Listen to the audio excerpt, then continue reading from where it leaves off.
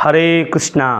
आज हम कलयुग के बारे में कुछ ऐसी बातें जानेंगे जिसे सुनकर आप हो जाओगे हैरान। तो चलिए शुरू करते हैं वीडियो, और वीडियो से जुड़े रहना और वीडियो को एंड तक ज़रूर देखना। सबसे पहले जानते हैं कि कलयुग कहाँ वास करता है। कलयुग महाभारत युद्ध के समय में था, जब भगवान श्री कृष्ण अपनी लीला समाप्त करने के बाद इस धराधाम से चले गए। उसी वक्त कलयुग शुरू हो गया था। तब राजा परीक्षित जी ने धोखे में श्रृंगी ऋषि के गले में एक मरा हुआ सर्प डाल दिया था। तो वो कलयुग का प्रभाव था, जिससे राजा परीक्षित को श्राप लग गया था कि तुम्हारी मृत्यु 7 दिनों के बाद हो जाएगी। तो वो कलयुग की वजह से लगाता राजा परीक्षित को श्राप। तो जानने का प्रयास करेंगे कि कलयुग कहाँ कहाँ पर वास करता है। जब राजा परीक्षित से कलयुग ने पूछा, कलयुग कहने लगा राजा परीक्षित से कि मैं भी आपका नागरिक हूँ, मैं भी आपके राज्य में रहता हूँ, मुझे भी कुछ जगह दीजिए यहाँ पर मैं रह सकूँ। तो आप राजा परीक्षित ने कलयुग को 5 स्थान दिए रहने के लिए।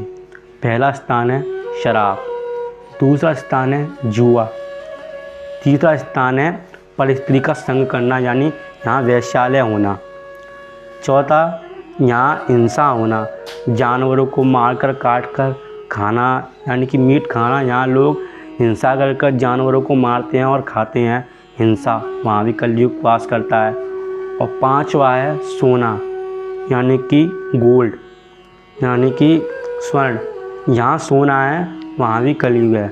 क्योंकि लोग सोने के लालच में हमेशा रहते हैं कि हमको कब सोना मिल जाए, इसलिए लोग सोने के आभूषण बनवाते हैं। और कुछ चोर उचक्के सोने के ऊपर लालच की नज़र से देखते हैं, तो वो उस चोर उचक्कों की गलती नहीं है कि वो चोर उस सोने को लालच की नज़र से देख रहे हैं। क्योंकि कलयुग प्रेरित करता है मेरी तरफ तुम खुद आओ, मतलब चोरों से खुद कलयुग कहता है कि तुम मेरी तरफ आओ, क्योंकि सोने के अंदर भी कलयुग बैठा हुआ है। इसी कारण जहाँ ये 5 स्थान है वहाँ झगड़ा होगा। नंबर 2, कलयुग कब से है। देखा जाए तो कलयुग अभी से नहीं है, कलयुग तो अनंत काल से था। क्योंकि कलयुग अमर है। जब अमृत मंथन हो रहा था तो अमृत मंथन में अमृत की कुछ बूंदें गिर गई थी जो कलयुग ने पान कर ली थी। तो कलयुग उस अमृत को पीने के बाद अमर हो गया। तो कलयुग कोई अभी से नहीं है, कलयुग तो अनंत काल से था। देखा जाए तो सतयुग में जब हिरण्यकश्यपु हिरण्याक्ष ने उत्पात मचा कर रखा था, तो भगवान नरसिंह ने उनका वध कर फिर से एक नया धर्म का स्थापना की थी।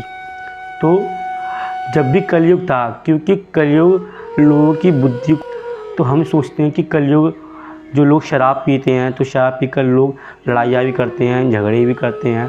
पर गलती उन लोगों की नहीं है जो शराब पीते हैं, गलती उस शराब के अंदर बैठे हुए कलयुग की है जो लोगों को प्रेरित करता है यहाँ पर लड़ाइयाँ नहीं हो रही हैं, वहाँ पर तुम लड़ाइयाँ करो।